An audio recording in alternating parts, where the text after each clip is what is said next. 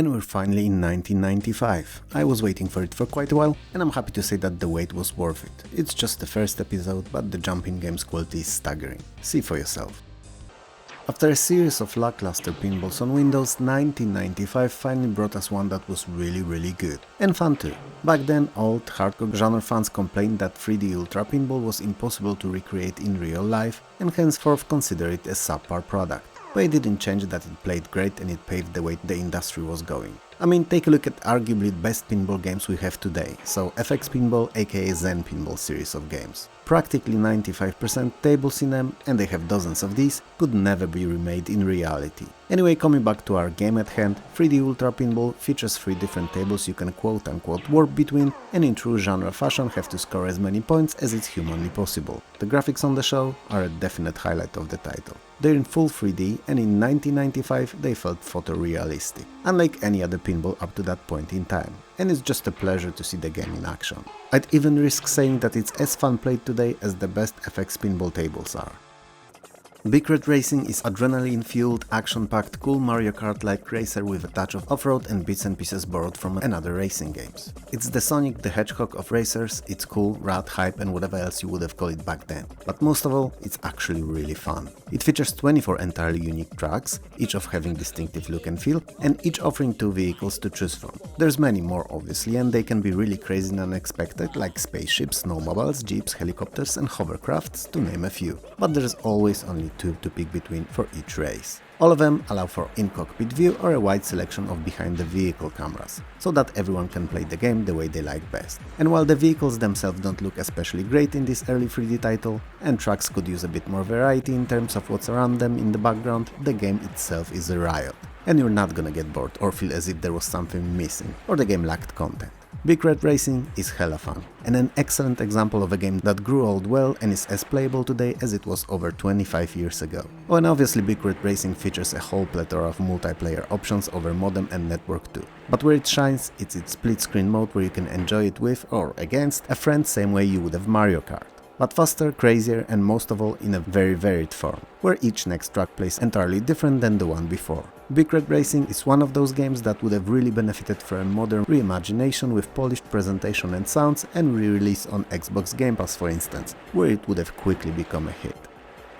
Bug is one of the first few 3D platformers on Windows. Only the levels are full 3D though, as character, enemies and pickup sprites are all 2D. Don't let that distract you from playing, cause despite being one of the early titles in the emerging genre, Bug is excellent. There's 6 large and long, interestingly designed worlds to beat, and at the end of the game an evil villain of the game awaits too, the Spider Queen. There are also some smaller bosses here and there, and they're really cool if you keep in mind that Bug is a first generation game in its genre. Each world consists of 3 smaller levels, and there are even some simple puzzles and secrets here and there, so you'll hardly get bored playing. You can attack enemies by bouncing on them or using speed or zap when powered up. Graphics are really good for the time, backgrounds are lush and colorful, stages are well designed and feature many different and unique enemies, all waiting for you to experience. Everything seems to be great about Bug, and that's true, but there's one thing that stands out, and its difficulty level. Bug is unforgiving and will be a tough challenge to complete if you decide on attempting to do so. But if you do, when you do, I can pretty much guarantee that it won't feel like a time wasted.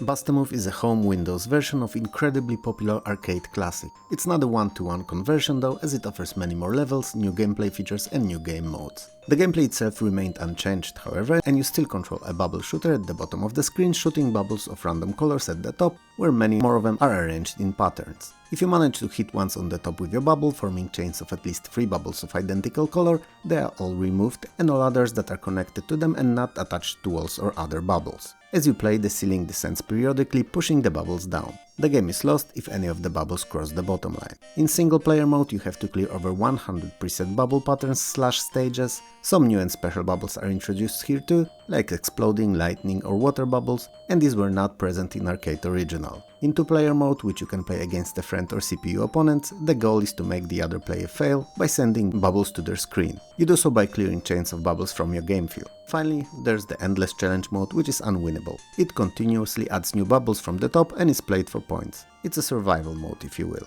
Bust-A-Move is one of the most well-known and popular arcade puzzle games, and not for no reason. It's an amazing and really fun title, which I wholeheartedly recommend.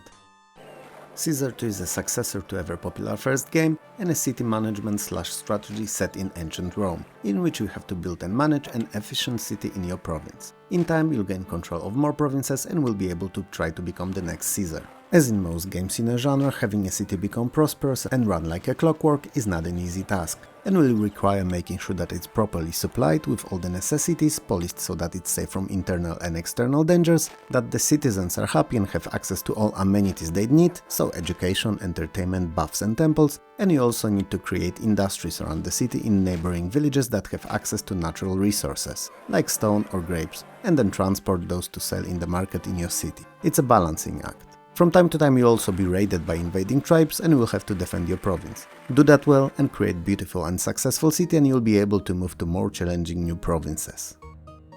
Claim to Power is a risk-like game for up to 6 players. Those who've followed this channel for a while know that I hate risk games with passion. Claim to Power takes place on a fictional continent in medieval times, divided into provinces, and you have to conquer the whole continent to win. The game features 5 different resources which directly influence the power of your units, meaning the same army of soldiers will have different combat power depending on how wealthy is the province army is stationed in. If it's wealthy and can easily sustain the unit, it's stronger. If it's not, then it's not. Each turn player can take up to 6 actions and all combat results are calculated by the CPU and displayed as live action videos. I don't like risk games and Claim to Power did not change my opinion about them, but if you're a fan of these, there's a lot to like here. Comix Zone is a side-scrolling fighting game that takes place entirely inside the comic book panels. As most beat-em-ups, it's very linear, always taking the same route from beginning to the end and featuring same enemies and pickups in same spots. One could think that this kind of formula would get boring fast, but since there's literally hundreds of games in the genre, it hardly ever did, it seems. Story-wise, because of course there's a story here explaining the weird setting, you're Sketch Turner, a struggling comic book artist. One night during a strange weather occurrence, lightning strike brings your comic book villain Mortus to life and imprisons you in pages of your own making. So you're both now trapped within the pages of a visual novel and also one drawing it as the game carries on. You have to battle through the pages of your own creation, defeating Mortus's goons, all the way to the final showdown with the villain himself. It's worth pointing out that the comic book frames are not a gimmick but tightly incorporated into gameplay. They are used for various special moves, powerful combat techniques and for traversal. Comix Zone is a really fun and innovative title that is also pretty hard, so keep that in mind. Interestingly enough, it was one of the games that were used as a power show-off of DirectX libraries and new Windows 95 system. It ran in a window and you could stretch it out to change its size on the fly without ever leaving or pausing the game. Command Aces of the Deep is a Windows version of the 1994's DOS original, and it was my most favorite submarine simulation in the 90s. Partly because of how easy it was to pick up and just start playing, partly because it was unparalleled when it came to realism, and finally because it took a little while to master. Since you can pick the exact start point of your campaign, you could in theory play throughout the whole World War II, starting in smaller U-boats, and along the way, while getting promotions, gain command of better submarines. And yes, mention of U-boats is not a mistake, as this time you don't play on Allied side, but take control of a German sub. Graphics-wise, I gotta say that despite the low resolution, it still looks great today, and sounds are as realistic as I could imagine them being in a submarine. Sure, I've never been in one, but that's how I imagine it sounding with all the beeps, bops and dings. If you're in the market for a good sub simulation, there's hardly anything better available. Congo the Movie Descent into Zinj is a first-person perspective point-and-click FMV adventure game. Wow, is the title or the genre longer for this one? Still, as movie tie-ins go, Congo is actually not that bad. Much better than the grand majority of FMV games that we spoke about in videos covering 1993 and 1994. Anyway, the story covers you going into heart of the Congo in search for a mysterious mythical diamond that is said to be useful in creation of a new way of telecommunications as we know it, and most importantly, you're there to figure out what happened to the previously sent expedition led by Dr. Karen Ross. Saying that the land that you'll visit is unusual is an understatement. There's Egyptian writings all over the place, monster gorillas populate the area, and one of them is sentient, English-speaking gorilla named Amy. Finding and perhaps saving the souls of first expedition and a mysterious diamond will be what you'll spend most of your time doing in a typical for the genre inventory puzzles mechanic. Most of Congo's graphics are pre-rendered, not unlike in Myst, short of live-action sequences. While Congo may not be the best FMV game, it's one of the better ones and heaps better than most trash that came out before it.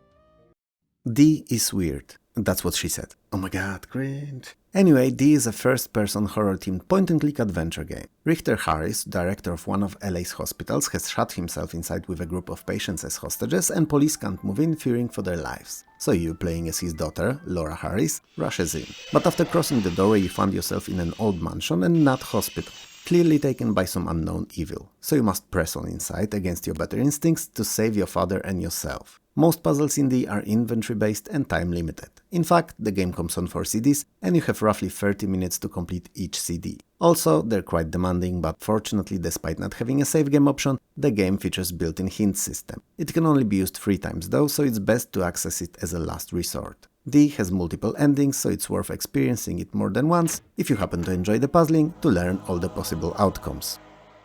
In the early 90s, games like Privateer and Frontier were the hype among players such as myself. So those who enjoy epic space operas, freedom of choice involving combat and feeling of being your own ship and steer in your adventure. While very different, both were set in space and fun in their own way. Dagger's Rage is a game that tries to mimic the experience they provided in its own way. Sadly, as much as it tries, it doesn't succeed, same as the aforementioned classics did. You play as space mercenary, or given the time the game takes place in, just mercenary. Same as we call legionaries Roman warriors, but back then they were just warriors. Anyway, you play as one, you have your own ship, and your main goal is to stop the pirate menace that's ravaging the space of United Planets. You don't have to follow the plot in the straight line though, and can get back to it whenever you want to, filling your in-game hours with completion of side missions and contracts, grinding for money that then you can later use to get new ships and weapons for them. Dagger's Rage is played from a top-down view, and gameplay/combat-wise, it's more similar to 2D shooters than first-person 3D simulation that Privateer and Frontier were. Dagger's Rage by no means is not an unplayable game. It's just not very good, that's all.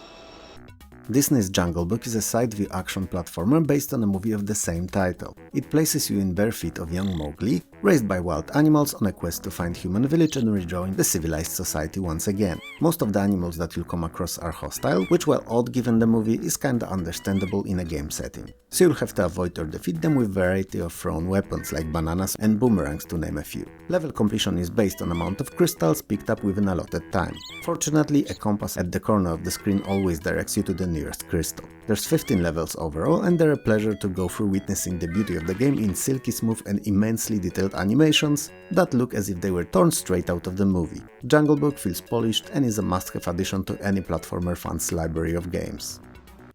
Disney's Toy Story is a horizontally scrolling platformer based on the movie of the same name and loosely following its plot. You control Woody and lead him through a series of levels encompassing scenes from a movie. Woody has a whip and it can be used to tie down enemies to allow Woody to pass them unharmed. He cannot kill them with it though, and the only exception to that is the boss in the form of Nightmare Buzz, who can actually be defeated with it. Whip can also be utilized to latch onto hooks so that Woody can swing above dangers. There are 2 stages within the game that change the format and see you racing a RC car, and they're a nice change of pace in this otherwise directed at youngsters game. If you enjoy the movie, have kids, or a die-hard platformer fan, it's a good game to sink a couple of hours in.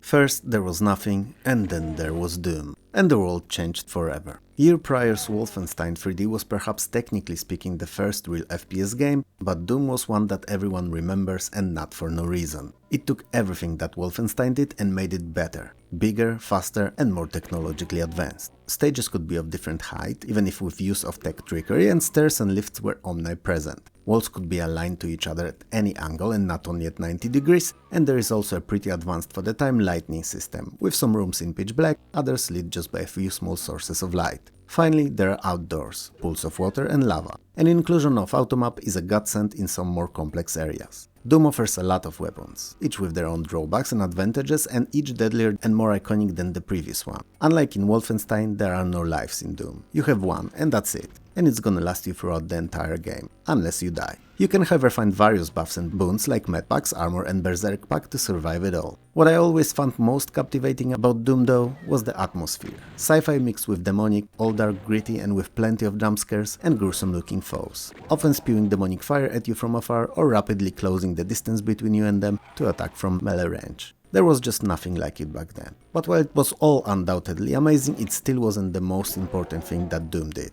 Not even close. Even if we were assumed that it wasn't the first FPS title, it was first online multiplayer FPS game. And even better, offering two completely different modes of play. Campaign co-op, which was much more fun with a friend than the base single-player game was, and more popular, more widespread and played, deathmatch, with players fighting against each other for frags. I mean, whole campuses played it. People organized LAN parties and tournaments just to play deathmatch. Doom craze took over the world, and even when the game itself became largely forgotten, deathmatch mode in FPS titles stayed with us to this day, even if in heavily modified modern form.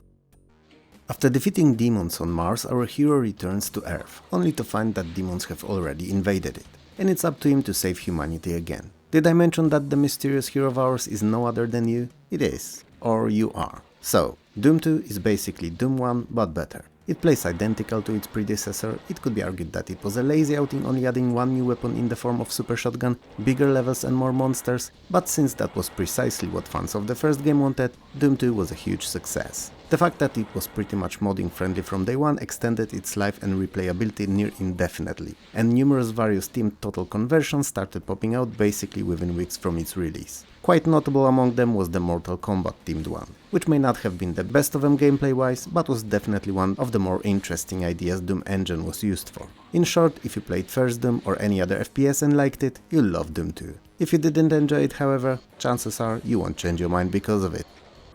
Earthworm Jim Special Edition is an enhanced version of original game and a beloved by many action shooter platformer. It features bigger levels, more secrets and weapons, reworked animations and additional kinds of enemies. Other than that, it's the same game in which you're the titular worm in your advanced spacesuit that grants you arms, legs and a gun to spread destruction and domination all around. When necessary and when you have no other choice, you can also use your wormy body in a variety of ways to overcome obstacles, such as whip your enemies into submission, or as a grappling hook to swing from them, or have them spin like helicopter blades to hover for a short while, which is more smart than just straight up falling from heights. While most of the levels are your typical platforming fare of going from start to finish with an occasional boss at the end, some have special conditions to be completed, like escorting a specific character protecting them along the way, for instance. Every few levels there are refreshers in form of space racing sequences or bungee jumping competition. Frantic gameplay and variety of gameplay styles keeps Earthworm Jim interesting and fun all the way through. The fact that it looks and sounds as if it was taken straight out of cartoon is only a cherry on this already sweet pie. And since we're on the subject, Earthworm Jim did actually spawn at some point a short-lived series of cartoons, but that's just a curiosity and doesn't have much to do with the game itself.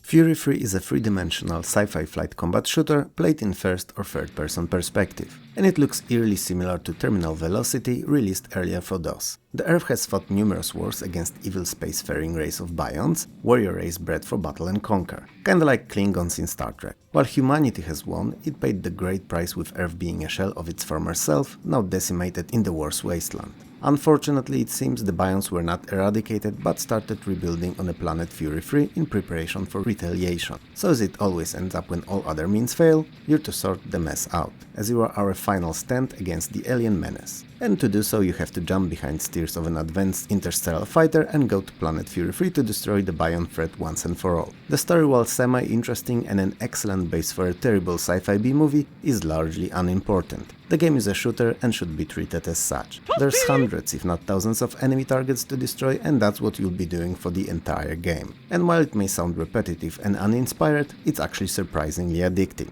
especially that you can shoot weapon pods when you come across them to upgrade your ship with power-ups. Fury 3 is mindless, fast-paced, crazy fun, and if you like games like that, you'll love it. Hoyle Classic Games is a collection of classic card and board games. These are Bridge, Crazy Eights, Cribbage, Gin, Hearts, Old Maid, Poker, Solitaire, Backgammon and Checkers. You can play all these against a selection of CPU-controlled players of various skill levels, but some can be enjoyed against human opponents too. Each game follows its rules and they're accessible with a press of a button if you're unfamiliar with them or want to check something. Stats are held for the games and average rating is kept if you want to track how you improve. Hoyle Classic Games is fun if you're into the classics and have no one to play with in real life. Otherwise, there were other, more action-packed and exciting games released for Windows in 1995.